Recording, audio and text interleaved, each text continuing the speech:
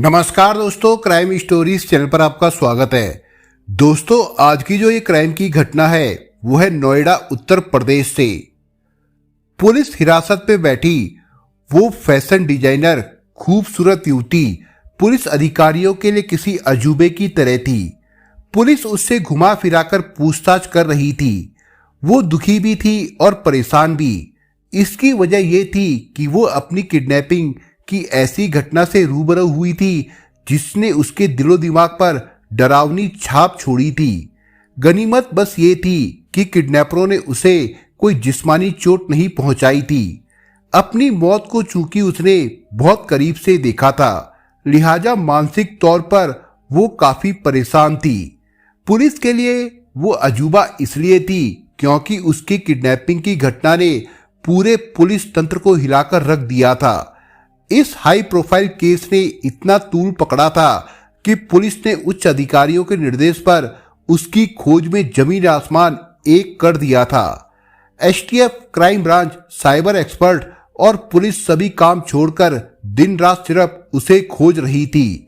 उसकी तलाश में पुलिस की एक दो टीमें नहीं बल्कि 200 से ज्यादा पुलिसकर्मी लगे हुए थे। उसका परिवार गंभीर आशंकाओं से ग्रस्त था और पुलिस की कार्यप्रणाली पर नाकामी और लापरवाही के आरोप लगाए जा रहा था। पुलिस के लिए उसकी बरामदगी चुनौती बनी हुई थी, परंतु किडनैपिंग के 5वें दिन 4 मार्च 2016 की सुबह वो नाटकीय अंदाज में मिल गई थी। यूं तो पुलिस के लिए ये एक बड़ी राहत की बात थी, पर पुलिस किडनैपिंग की उसकी कहानी पर अटक कर रह गई थी जो युवती सुना रही थी। उस युवती का नाम था सिप्रा मलिक। 29 साल की सिप्रा उत्तर प्रदेश के दिल्ली से सटे नोएडा के सेक्टर 37 के मकान नंबर 82 निवासी प्रॉपर्टी कारोबार से जुड़े चेतन मलिक की पत्नी थी। सिप्रा मूलतः दिल्ली की रहने वाली थी। सन 2010 में उसकी शादी चेतन के साथ हुई थी। उसका करीब 1.5 साल का बेटा अर्नव था। सिप्रा घर पर ही डिजाइनर कपड़ों का बुटीक चलाती थी। 29 फरवरी को सिप्रा अपनी कार से दिल्ली जाने के लिए निकली थी कि तभी रहस्यमय स्थितियों में उसका किडनैप हो गया था। उसके किडनैप ने नोएडा से लेकर दिल्ली और दिल्ली से लखनऊ तक हड़कंप मचा दिया था। मामला संज्ञान में आने पर प्रदेश के मुख्यमंत्री अखिलेश यादव ने पुलिस महानिदेशक जावेद अहमद को अविलंब सिप्रा को बरामद करने के निर्देश दिए थे। मामला मीडिया की सुर्खियां बन गया था।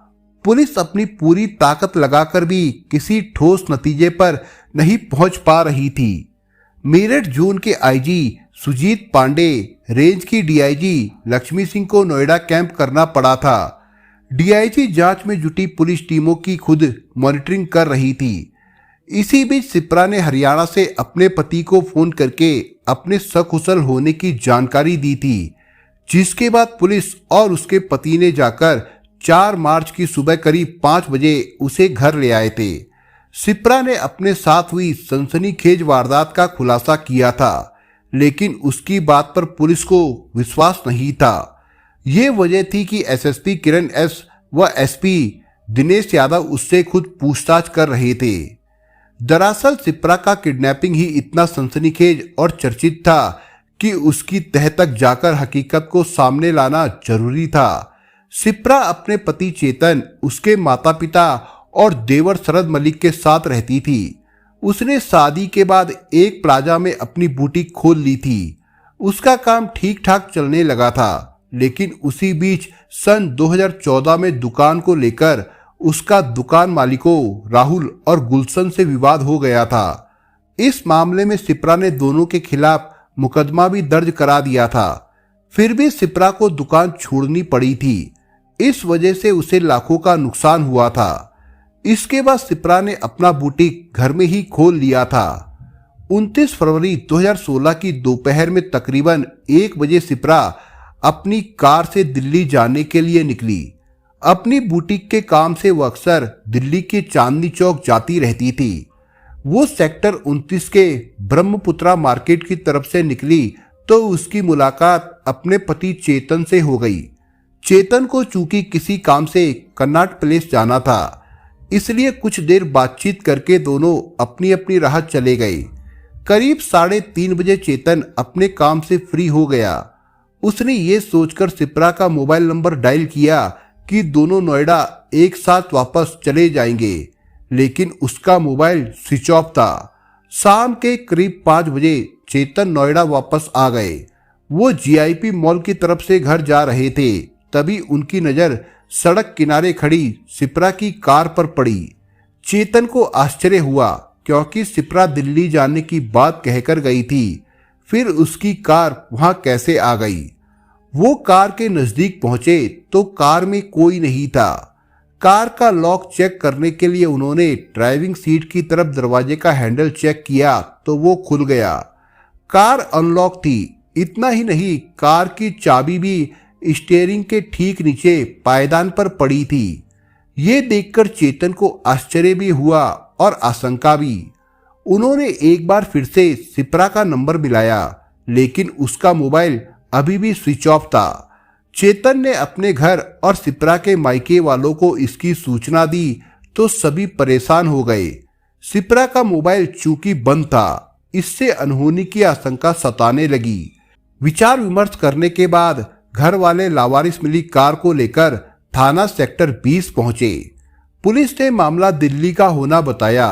घर वाले दिल्ली के थाना लाजपत नगर पहुंचे तो वहां से उन्हें घटना की शुरुआत नोएडा से होने की बात कहकर चलता कर दिया गया।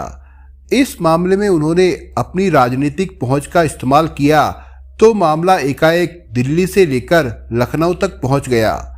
बात सरकार तक पहुंची तो मुख्यमंत्री अखिलेश यादव ने पुलिस महानिदेशक को जल्द कार्रवाई के निर्देश दे दिए। इसके बाद पुलिस तंत्र बिजली की गति से सक्रिय हो गया। थाना सेक्टर 20 पुलिस ने पहले गुमशुदगी दर्ज की, फिर उसके परिजनों की तहरीर पर किडनैपिंग का मुकदमा दर्ज कर लिया। थाना प्रभारी अमरनाथ यादव जांच में जुट गए। आनंद फानन में मेरठ जोन के आईजी सुजीत पांडे व डीआईजी लक्ष्मी सिंह नोएडा पहुंच गए। दोनों अधिकारियों ने अधीनस्थों को सिप्रा की तलाश करने को कहा। डीआईजी लक्ष्मी सिंह के निर्देशन में एसएसपी किरण एस ने पुलिस की कई टीमों का गठन करने के साथ ही क्राइम ब्रांच और साइबर सेल को भी सक्रिय कर दिया। साइबर यूनिट ने सिप्रा के मोबाइल की सीडीआर के साथ ही उसकी लोकेशन भी हासिल कर ली। सिप्रा के मोबाइल से अंतिम कॉल 29 फरवरी की दोपहर 2:50 पर दिल्ली पुलिस कंट्रोल रूम को की गई थी। ये कॉल 9 सेकंड की थी। इससे इस बात को बल मिला कि सिप्रा जरूर किसी बड़ी मुसीबत में थी। दिल्ली पुलिस के रिकॉर्ड की जांच की गई तो पता चला कि उन 10 सेकंड में कोई बात नहीं हो सकी थी, जबकि उसके मोबाइल की अंतिम लोकेशन दिल्ली के लाजपत नगर क्षेत्र की पाई गई थी। इन सब तथ्यों के प्रकाश में आने से उसकी किडनैपिंग की आशंका को बल मिला। इसके बाद पुलिस ने सिप्रा की तलाश के लिए एड़ी चोटी का जोर लगा दिया। पुलिस ने सिप्रा के पति चेतन और अन्य से कई दौर की पूछताछ की। पुलिस ने सिप्रा के पिता सतीश कटारिया व भाई शिवांग से भी पूछताछ की। पुलिस के सामने यक्ष प्रश्न ये था कि सिप्रा का किडनैपिंग क्यों और किसने किया। दूसरे सिप्रा को यदि चांदनी चौक जाना था तो उसकी कार सेक्टर 29 कैसे पहुंची। इस दौरान फिरौती के लिए कोई फोन या पत्र भी उनके घर वालों को नहीं मिला था। देखते देखते 2 दिन बीत गए। पुलिस अपने स्तर से छानबीन कर रही थी। इस जांच में एसटीएफ को भी लगा दिया गया था। सिप्रा के पति चेतन ने उन दुकानदारों पर भी शक जाहिर किया जिनसे कुछ समय पहले सिप्रा का झगड़ा हुआ था। पुलिस ने उनसे भी गहराई से पूछताछ की, लेकिन इसका भी कोई नतीजा नहीं निकला। इसके अलावा सिप्रा के घरवाले किसी भी रंजिश की बात से इनकार कर रहे थे। सिप्रा अपनी मर्जी से कहीं ना चली गई हो, इस आशंका में पुलिस ने दिल्ली एयरपोर्ट से 29 फरवरी को 3 बजे के बाद विदेश गए यात्रियों की लिस्ट हासिल कर ली, लेकिन उसमें सिप्रा का नाम नहीं था। एक बात यह भी लग रही थी कि सिप्रा का किडनैपिंग करने वाला कोई उसका जानकार रहा होगा। उसकी सीडीआर की छानबीन की जा रही थी। उसके मोबाइल पर कॉल के साथ इंटरनेट का भी इस्तेमाल हुआ था। जांच के दौरान पुलिस को उसमें कोई संदिग्ध नंबर नहीं मिला था। साइबर यूनिट उसका मैसेंजर व्हाट्सएप डाटा जुटाने का प्रयास कर रही थी। पुलिस के लिए किडनैपिंग का ये केस एक तरह से चुनौती बन गया था। अंदेशा था कि शिप्रा को रास्ते से किडनैप करके दिल्ली ले जाया गया होगा। लाजपत नगर में मिली उसके मोबाइल की अंतिम लोकेशन भी इसी आशंका को पुख्ता कर रही थी। पुलिस ने कई सीसीटीवी कैमरों की रिकॉर्डिंग की जांच की, लेकिन उनसे भी कोई सुराग नहीं मिला। पुलिस चांदनी चौक की उस दुकान पर भी पहुंची जहां से वो कपड़े लाया करती थी। वहां पता चला कि शिप्रा दुकान पर पहुंची ही नहीं थी। पुलिस ने शहर भर में शिप्रा के पोस्टर चस्पा कर दिए ताकि कोई सुराग मिल सके। इसके साथ ही विभिन्न सेक्टरों में नौकरी करने वाले 40 से ज्यादा सुरक्षा गार्डों से भी पुलिस ने पूछताछ की। पुलिस की अलग अलग टीमें SP Dinesh Yadav, SP Vishwajeet Srivastava, ASP doctor Gaurav Grover व सीओ अनूप कुमार के नेतृत्व में काम कर रही थी। इसके बावजूद पुलिस की काबिलियत पर सवाल उठने लगे थे। 3 मार्च को पुलिस को शिप्रा का एक सुराग मिला। सीसीटीवी रिकॉर्डिंग में शिप्रा सेक्टर 18 में कार चलाती दिखी। इस रूट पर वो एक बैंक में गई थी। 2:15 बजे के बीच बैंक के एंट्री गेट पर वो अंदर जाती दिखाई दी। उसने कान पर मोबाइल लगाया हुआ था और वो एकदम सामान्य लग रही थी। पूछताछ में पता चला कि बैंक में शिप्रा का जॉइंट लॉकर था। सवाल यह था कि शिप्रा बैंक किस लिए गई थी। शिप्रा के पति चेतन ने इस बात से इनकार कर दिया कि उसे इस संबंध में कोई जानकारी है। पुलिस किडनैपिंग की गुत्थी सुलझाने में दिन रात उलझी हुई थी कि इसी बीच एक ऐसा मोड़ आया जिसकी किसी को उम्मीद नहीं थी। 4 फरवरी की देर रात करीब 2:15 बजे एक अनजान नंबर से चेतन के मोबाइल पर शिप्रा का फोन आया। उसने बताया कि वो गुड़गांव हरियाणा के गांव सुल्तानपुर में सरपंच राकेश चौहान के घर पर है, वो उसे लेने के लिए आ जाए। ये सुनकर चेतन की खुशी का ठिकाना नहीं रहा। उसने ये बात पुलिस को बताई तो एसएसपी किरण एस के नेतृत्व में गया पुलिस दल उसे अपने साथ नोएडा ले आया। बरामदगी के बाद शिप्रा ने पुलिस को जो कहानी बताई उसके अनुसार वो बैंक में अपना लॉकर चेक करने गई थी, लेकिन बाद में उसने इरादा बदल दिया था। बैंक से निकलकर वो कुछ दूर पहुंची तो वैन में सवार 4 लोगों ने उसे रोककर वैन की पिछली सीट पर डाल दिया। उन्होंने उसका मोबाइल और पर्स छीन लिया और उसके ऊपर एक कंबल डालकर एक बदमाश ने उसे धमकी दी, चुपचाप पड़ी रहना, अगर जरा भी चीखने चिल्लाने की कोशिश की तो गोली मार दूंगा। शिप्रा बुरी तरह घबरा गई। वो शांत पड़ी रही। उसकी समझ में नहीं आ रहा था कि वो करे तो क्या करे। वैन कहाँ जा रही थी उसे कुछ नहीं पता था। उसी बीच बदमाशों ने उसका मोबाइल पिछली सीट पर फेंका तो वो उसके हाथ आ गया। इससे उसे उनके चुंगल से बचने की उम्मीद की किरण नजर आने लगी। सोच विचार कर उसने पुलिस का 100 नंबर डायल कर दिया, लेकिन नजर पड़ते ही बदमाशों ने उससे मोबाइल छीनकर स्विच ऑफ कर दिया। बदमाशों ने उसकी आंखों पर पट्टी बांधी। वो उसे गुड़गांव ले गए। पहले उसे खेतों और बाद में एक कमरे में बंधक बनाकर रखा गया। मीडिया में मामला उछला तो बदमाश घबरा गए। एक रात वो उसे सुल्तानपुर गांव के पास सड़क पर फेंककर फरार हो गए। इसके बाद उसने गांव वालों से मदद की गुहार की और जैसे तैसे चेतन के मोबाइल पर सूचना दी। पुलिस शिप्रा के बयानों से संतुष्ट नहीं थी। इसकी कई वाजिब वजह भी थी। बदमाशों ने सरेआम उसका किडनैप किया था तो उसने शोर क्यों नहीं मचाया। बदमाशों ने उसका किडनैप क्यों किया था, इसकी भी कोई ठोस वजह वो नहीं बता पा रही थी। कार से फेंके जाने पर भी उसके जिस्म पर कोई खरोंच नहीं आई थी। उसने रस्सी से हाथ पैर बांधे जाने की बात की थी, लेकिन ऐसे कोई निशान मौजूद नहीं थे। मामला चूंकि चर्चित था, इसलिए पुलिस के लिए हकीकत से पर्दा उठाना जरूरी था। पहले ही अपनी कार्यप्रणाली को लेकर सवालों में उलझी पुलिस इस मामले में अब ऐसे सवालों का शिकार नहीं होना चाहती थी जिनका जवाब उसके पास ना हो। शिप्रा चाहती थी कि वो जो बता रही है पुलिस सिर्फ उसी पर भरोसा करे, जबकि पुलिस चाहती थी कि जो सवाल वो पूछ रही है उनका उसे सटीक जवाब मिले, ताकि किडनैपिंग से लेकर सकुशल वापसी तक की तस्वीर आईने की तरह साफ हो जाए। शिप्रा का किडनैप और उसका मिलना दोनों ही नाटकीय व रहस्यमयी था।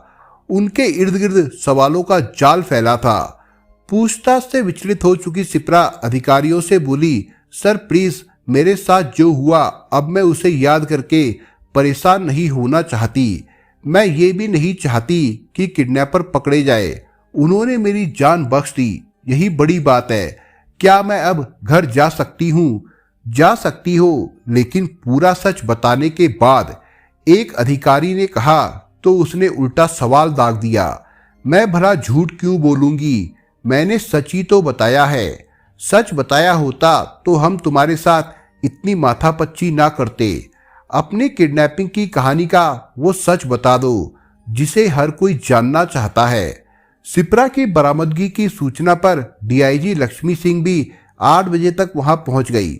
उन्होंने करीब आधा घंटे शिप्रा से घुमा फिराकर मनोवैज्ञानिक ढंग से पूछताछ की तो किडनैपिंग के उस सच से पर्दा उठ गया जिसमें पुलिस उलझी हुई थी। विस्तार से पूछताछ में पुलिस के पैरों तले से जमीन खिसक गई। हैरत अंगेज बात यह थी कि शिप्रा अपने किडनैपिंग की खुद ही सूत्रधार थी। वो खुद किडनैप हुई थी और खुद ही बरामद।